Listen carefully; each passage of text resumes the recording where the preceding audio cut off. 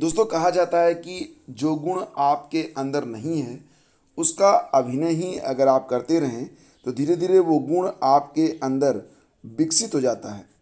एक पुरानी कहावत है कि बहादुर बनने की आदत बना लें, और कुछ नहीं तो बहादुर बनने का अभिनय करें। बहादुरी जो है ये आपके अंदर जन्म ले लेगी। मैं यहाँ पर आपको ये बात इसलिए बता रहा हूँ कि मान लेते हैं कि आप लोगों में से बहुत सारे लोग अपने आप को यूपीएससी के लायक नहीं समझते होंगे, लेकिन अगर आप यूपीएससी के बारे में सोचना शुरू कर दें, यूपीएससी से संबंधित जो किताबें हैं उसको पढ़ना आप लोग शुरू कर दें, यूपीएससी से संबंधित जो डिस्कशन होते हैं उसमें आप लोग पार्टिसिपेट करना शुरू कर दें, एक दिन ऐसा स्वयं आ जाएगा जब आप यूपीएससी की परीक्षाओं को क्रैक करने के लिए अपने आप को आप योग्य महसूस करेंगे। तो यहाँ पर आपको अच्छे गुणों को अपना भर लेना है। धीरे धीरे वह गुण आपके अंदर पूरी तरह से विकसित हो जाएगा। नमस्कार दोस्तों, स्वागत है आप सभी का स्टडी विद ज्ञान प्रकाश में। तारीख है आज की 4 मई। आइए शुरू करते हैं आज के दैनिक रोजगार समाचार। तो सबसे पहले बात करते हैं कुछ आंकड़ों के बारे में। आप यहाँ पर देख सकते हैं कि इस समय कोविड-19 की वजह से पूरी दुनिया में जो भी मौतें हो रही हैं उसमें सबसे अधिक प्रभावित जो यहाँ पर 4 देश हैं उसमें भारत तीसरे स्थान पर है। पहले स्थान पर अमेरिका, फिर ब्राज़ील और फिर भारत और फिर मैक्सिको। तो मैक्सिको से हम थोड़ा सा ही पीछे हैं और ये अच्छी बात नहीं है। हर जगह प्रथम आना ये अच्छी बात नहीं होती है। और अगर देखा जाए तो महज 137 दिनों में भारत में 1 करोड़ लोग संक्रमित हुए हैं। ये डेटा आप देख सकते हैं। 1 करोड़ से 1.10 करोड़ ये 18 दिसंबर से 22 फरवरी तक हुआ था। तो ये आंकड़ा बहुत तब भी साथ बहुत चिंताजनक नहीं था, लेकिन 1.10 करोड़ से 1.20 करोड़ ये डेटा हो गया 22 फरवरी से 28 मार्च के बीच में। तो ये जो संक्रमण की दर है ये बहुत अधिक बढ़ रही है और इसमें जो सोशल गैदरिंग हो रही है इसका कहीं ना कहीं मुख्य रूप से इसमें योगदान भी है। और यहाँ पर आप देख सकते हैं कि अब यूपी में गुरुवार की सुबह तक इसीलिए कोरोना कर्फ्यू भी लगाया गया है। और यहाँ पर एक खबर है कि राज्य सरकार ने कर्फ्यू अवधि में आवश्यक वस्तुओं और सेवाओं की आपूर्ति के लिए ई पास जारी करने की व्यवस्था की है। इसके लिए आप ये rahat.up.nic.in ई पास इस वेबसाइट पर जाकर ऑनलाइन आवेदन करना होगा।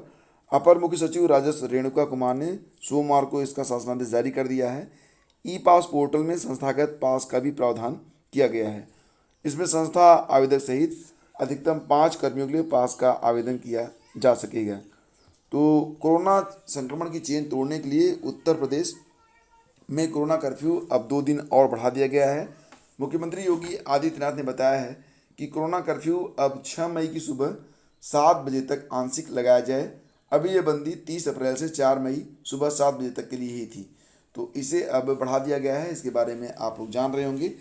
अब यहाँ पर मई में होने वाली सभी परीक्षाएं स्थगित कर दी गई हैं और हरियाणा में भी जो लोक सेवा आयोग के हरियाणा लोक सेवा आयोग से भी परीक्षाएं अगले आदेश तक स्थगित कर दी गई हैं। कोरोना संक्रमण के चलते यह फैसला लिया गया है। आयोग की 21, 22 और 30 मई को भी परीक्षाएं होनी थी। तो कोरोना के संक्रमण को देखते हुए शिक्षा मंत्रालय ने केंद्र सरकार से सहायता प्राप्त सभी संस्थानों को मई में होने वाली सभी ऑफलाइन परीक्षाओं को स्थगित करने का निर्देश दिया है। केंद्र के निर्देश के दायरे में सभी आईआईटी, एनआईटी, आईआईटी जो ट्रिपल आईटी होते हैं और केंद्रीय विश्वविद्यालय समेत जितनी भी संस्थाएं हैं वो आ रही हैं।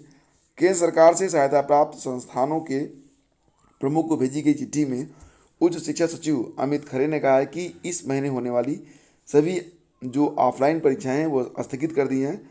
मंत्रालय के एक अधिकारी ने कहा कि ऑनलाइन परीक्षाएं अगर हो रही हैं तो उस पर कोई रोक नहीं होगी। और यूपीपीएससी के परीक्षा कैलेंडर में 2021 में 16 परीक्षाएं प्रस्तावित रहीं। मार्च महीने तक प्रस्तावित 3 परीक्षाएं कराई जा चुकी हैं, लेकिन कोरोना संक्रमण के कारण अप्रैल और मई में प्रस्तावित परीक्षाओं को स्थगित करना पड़ा है। इसमें 17 अप्रैल को जो परीक्षा होनी थी राजकीय डिग्री कॉलेज वो भी उसके बाद फिर 23 मई को यहाँ पर परीक्षा होनी थी प्रधानाचार्य श्रेणी 2 के लिए।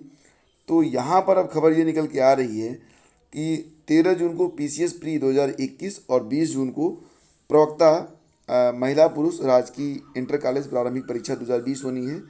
लेकिन मौजूदा स्थिति को देखा जाए तो ये परीक्षाएं भी टलनी अब तय मानी जा रही हैं, क्योंकि प्रतियोगी भी इन परीक्षाओं को स्थगित करने की मांग कर रहे हैं। वहीं RO 2016 के चयनित अभ्यर्थियों के शैक्षिक दस्तावेजों का सत्यापन स्थगित किया जा चुका है।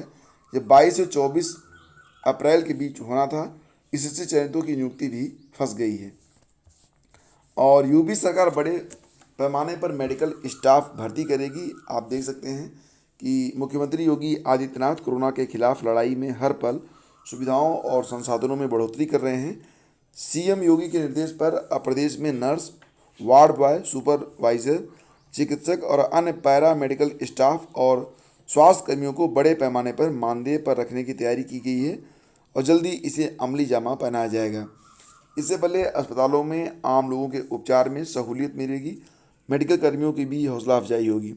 CM ने निर्देश दिया है कि अस्पतालों में अतिरिक्त मैन पावर के लिए बड़ी संख्या में मानदेय पर मेडिकल और नर्सिंग अंतिम वर्ष के छात्र छात्राओं की सेवाएं ली जाएं। इसके अलावा रिटायर स्वास्थ्य कर्मियों, अनुभवी चिकित्सकों, एक्स सर्विसमैन को कोविड ड्यूटी से जोड़ा जाए।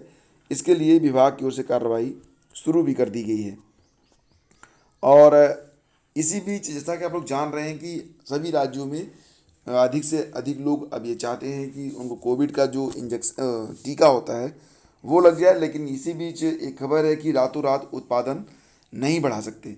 ये कहना है यहाँ पर आधार पूनावाला का, जो कि सीरम इंस्टीट्यूट के जो CEO हैं।